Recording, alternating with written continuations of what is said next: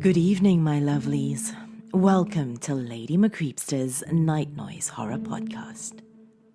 This evening's tale comes from author Thaddeus James, and it gives a whole new meaning to the phrase Netflix and chill. So come now, my dears. Lean in closer, and we'll begin.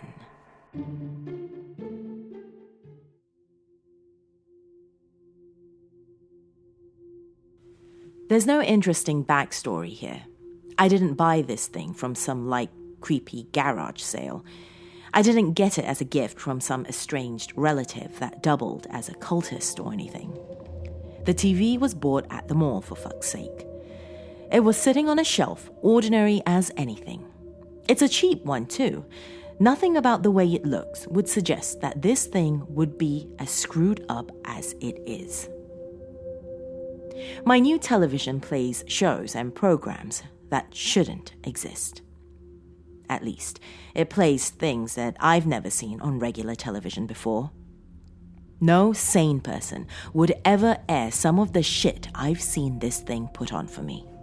When I brought it home this afternoon, I spent some time screwing around with it, as one does when they buy new electronics, hooking up the cable cord, making sure my Fire Stick was working all right, etc., etc. But there was one thing that caught my eye. You know how every television has a source menu that brings up a series of options?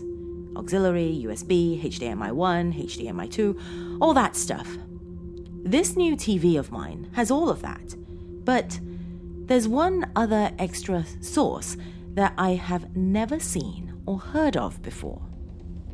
It's not mentioned in the manual at all, and I cannot find anything online that can tell me what it is. There's no given name for this source, as the menu on the TV simply refers to it as 5 horizontal straight lines. When I first selected this source, it took me to something that seemed like cable television, but it was nothing of the sort.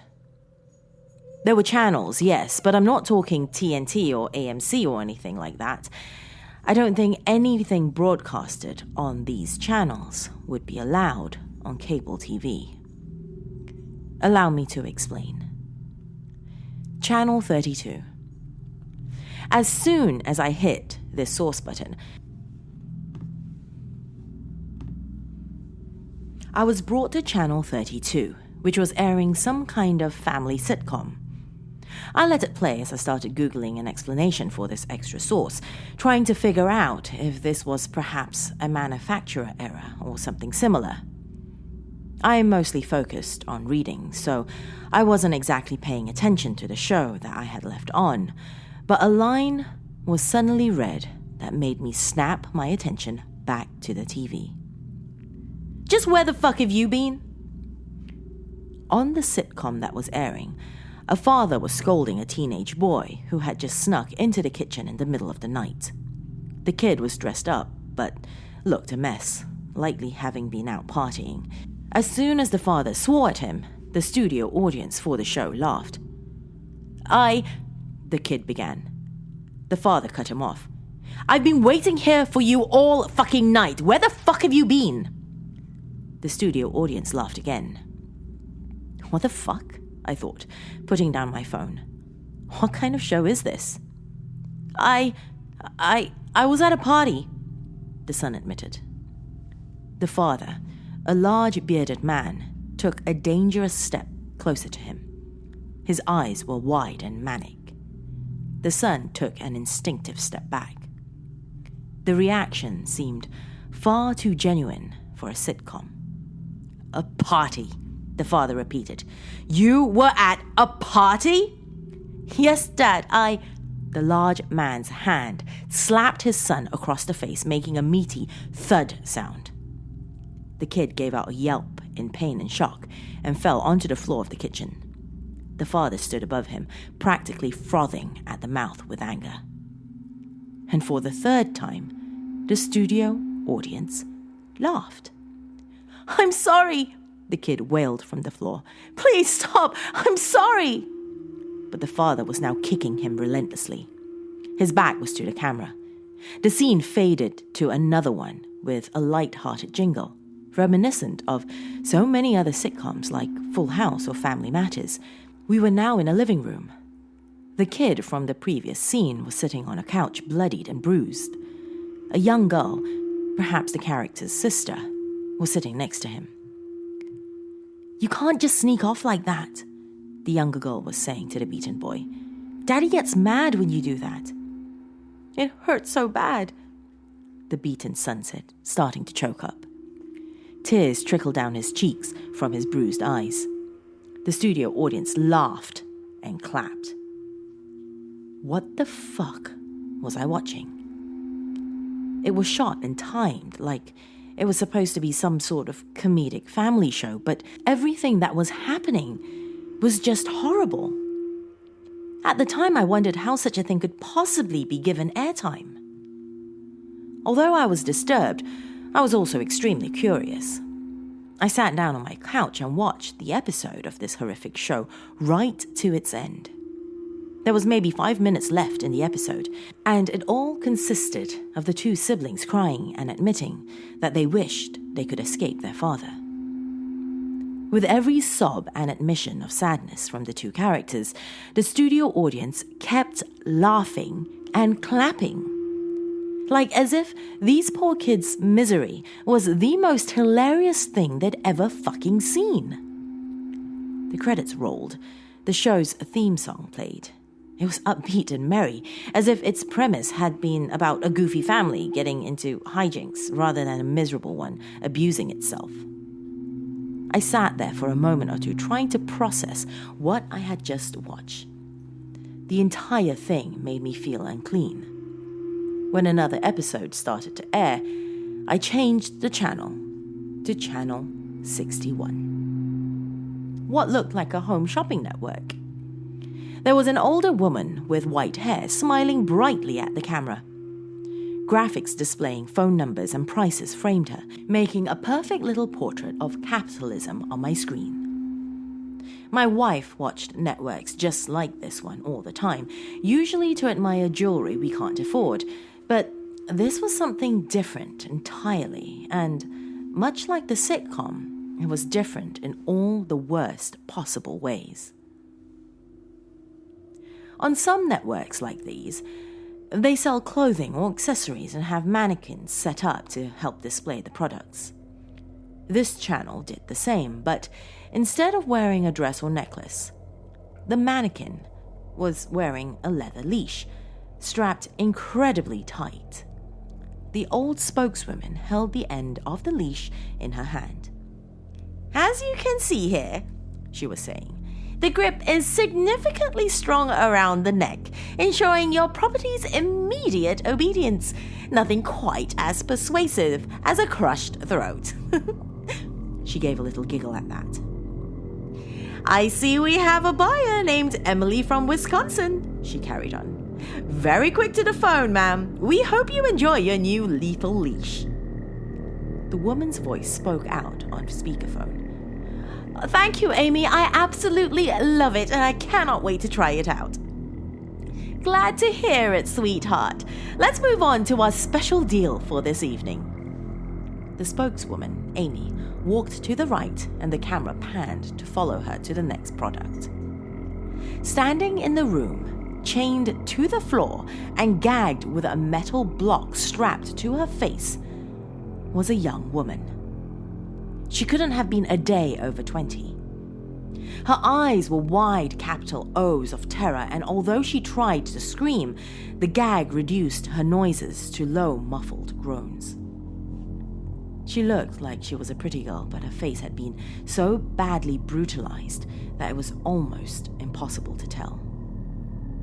"For our next offer, we're giving you a once-in-a-lifetime deal. Not only will you be receiving this lovely product," Amy stroked the chained girl's hair, "but you'll also get your own set of lethal leashes for free. The variety pack includes leashes in a variety of colors and designs, so you'll have the perfect one to match your product. Call in now and take advantage of this incredible deal. What should have been a phone number came up on the screen, but instead of numbers, it was just a bunch of symbols that I have never seen before. The shot faded to briefly show off the variety pack of brightly colored yet painful-looking leather straps before fading back to the young woman's terrified face. Amy suddenly exclaimed, "Wow, that was fast! The caller is Ted from Brooklyn. Congratulations, Ted. We hope you enjoy using your new product." A low, raspy voice said on the speakerphone, "She looks just like my ex-girlfriend, so, I do intend to enjoy using her." Two men in black uniforms and masks came into the frame, unchained the young woman from the floor, and carried her away. Despite the gag, she was screaming so loudly it was audible now. She tried, to no avail, to kick at her captors. Now completely disturbed, I raised the remote and turned the channel. As I did so, I realized my hand was trembling. Channel 104. An infomercial for a fitness program came up this time. I tuned in right as they were showing off before and after pictures of a woman who purchased a workout package called Pure Motive. The woman had been very large and had lost something like 80 pounds in just a couple of months. The woman in the pictures spoke to an interviewer. "It's the only method I've tried that actually works. If you're trying to lose weight fast, this is for you." The shot changed to the same woman running on a treadmill, her face beet red. Behind her, a thuggish-looking man stood with a large shotgun pointed directly at her back. A cigarette dangled loosely out of the corner of his mouth. He was staring intently at the woman, as if ready to pull the trigger at any moment. It then cut to another before and after pair of pictures, this time of an obese man. There was a brief bit of footage where he was doing squats with a couple of dumbbells. Another creepy-looking thug was standing right behind him, holding a revolver close to the poor guy's head. "It's the only thing that works," this satisfied customer said happily. His voice sounded weak. A montage of horrible shots came next. A woman running on a track with a man holding snarling dogs close behind her. A group of people doing jumping jacks while thugs with assault rifles walked around them, watching closely, and, finally, an incredibly large person trying to do push-ups. He was crying hysterically. A voiceover said condescendingly, "There is no room for laziness when it comes to Pure Motive." The large man was no match against gravity and fell flat upon his face. As soon as he did, he screamed, "No! No, please!" 4 men came into frame and started to kick the shit out of him. They went on for what felt like forever until the guy was spewing blood and teeth out of his mouth. One of the 4 thugs went off frame, then came back with a sharp-looking machete. "No!" the large man managed to cry out. "No, don't!" The thug raised the machete up with both hands like a medieval executioner, then brought it down to the large man's head. I changed the channel as soon as the blade hit its mark. Channel 11. This channel aired a commercial promoting a new burger from some restaurant chain I had never heard of.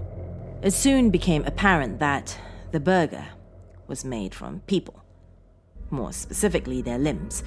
For a dessert, the restaurant was serving large bowls of human earwax. 2 actors looked hungrily at their bowls and then started to dig in.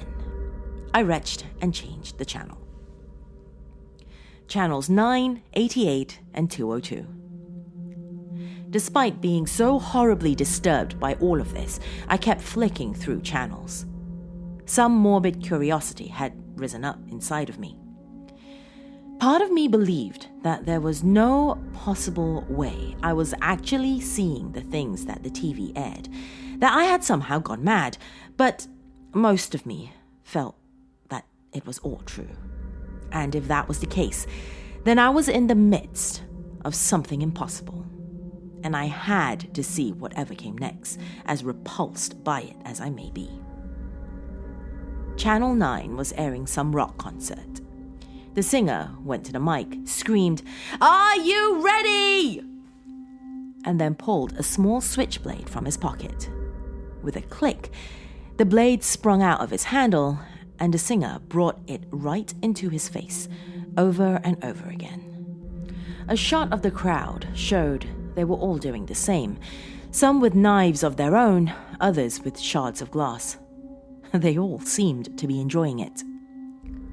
Channel 88 had a game show that launched terrified people at a brick wall using catapults. I got the gist quickly and again changed the channel. I flipped past Channel 202 as quickly as I could because it freaked me out quite badly. It was footage of a bare-walled room with a young woman sitting in the middle of it. She was staring at the camera, at me, I thought immediately, with eyes that were small but had humongous sockets. It looked like some sort of horrific insect-human hybrid was staring through me. Channel 76. This channel had a wildlife show, but it was displaying all sorts of horrific animals that do not exist on this planet.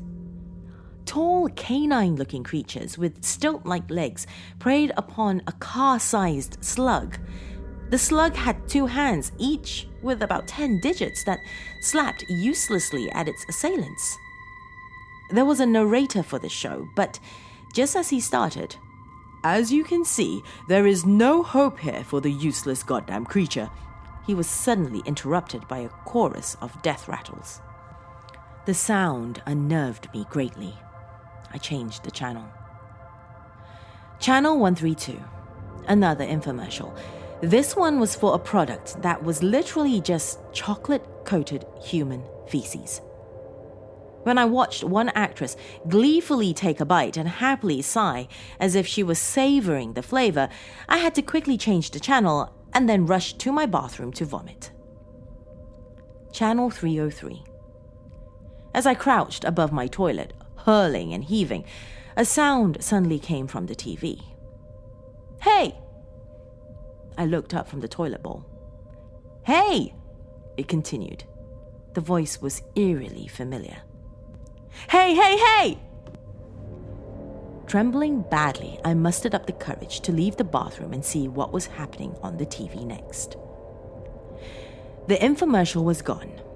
The channel had changed to 345, despite the fact that I hadn't touched the remote. This particular program featured only one star performer. Me. Or at least, some horrible copy of me. I was in the same room as the monstrous woman from Channel 202. She was gone, and I was sitting where she had been. This copy was looking at the screen, same as the woman before had done, and was crying. In its lap, there was a long black cord with multicolored wires sticking out of the end. "Help me," the thing was saying. "Please, help me." It brought the cord up to its face, holding it in both hands. "Help me, please," it said again. It opened its mouth and in went the cord. The sharp wires cut around the copy's lips, and the expression on the thing's face made it more than apparent that they were cutting inside his mouth as well. Blood poured down its chin.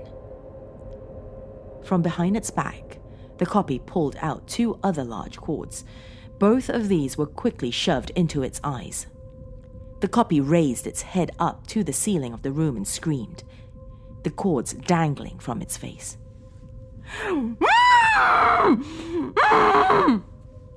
Although the camera had remained locked on the copy for the entirety of this, it was now starting to pan to the right, the direction from which the cords were coming.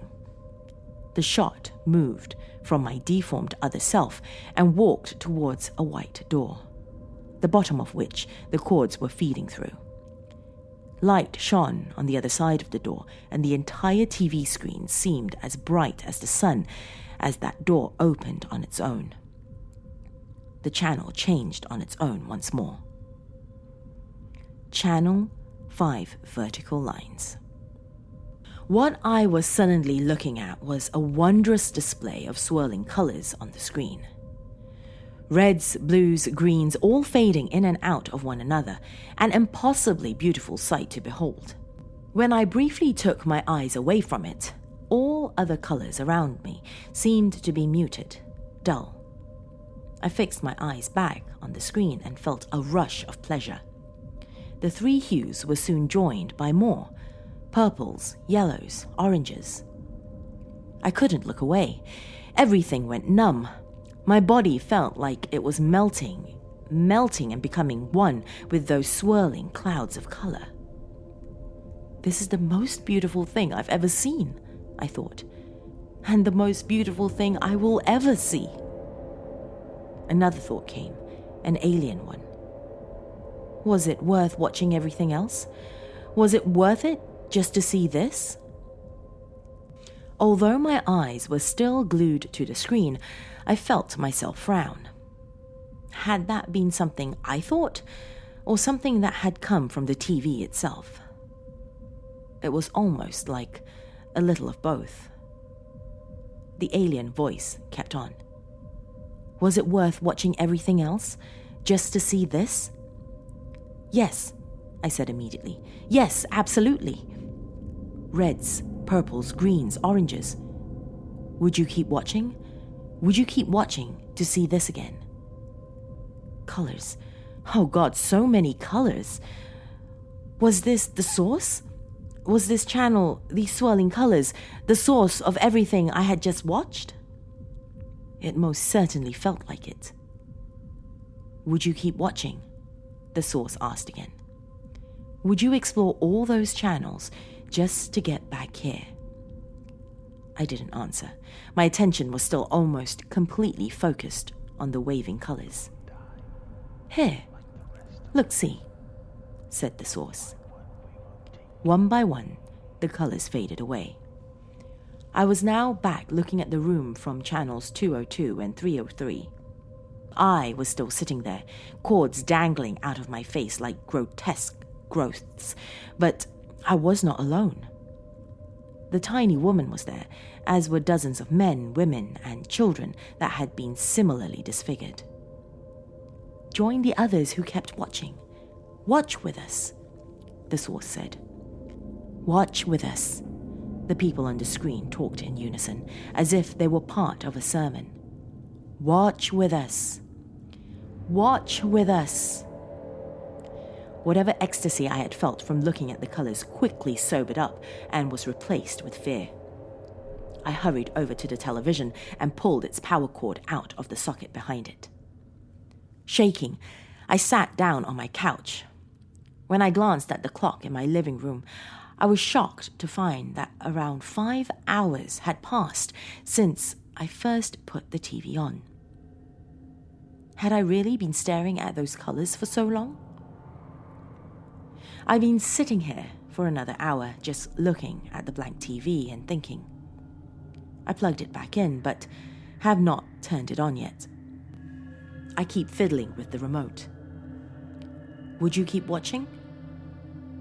The programs this thing presented to me had been the most horrific things I'd ever seen on a screen. However, those colors had been the most beautiful thing I'd ever seen on a screen.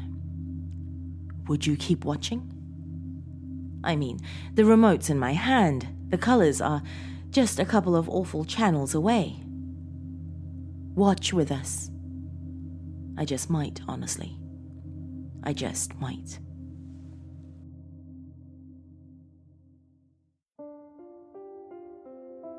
Thank you so much for joining me this evening, my dears. A big thank you goes out to my dark family on Patreon. If you too would like to become a member of my dark family and get exclusives including Patreon-only stories, as well as discounts on Lady McCreepster merchandise, go to patreon.com/LadyMcCreepster for more info. If you have just discovered me, feel free to have a look around my lair, my dear. And remember to hit subscribe before you leave. If you're watching on YouTube, hit that bell icon as well.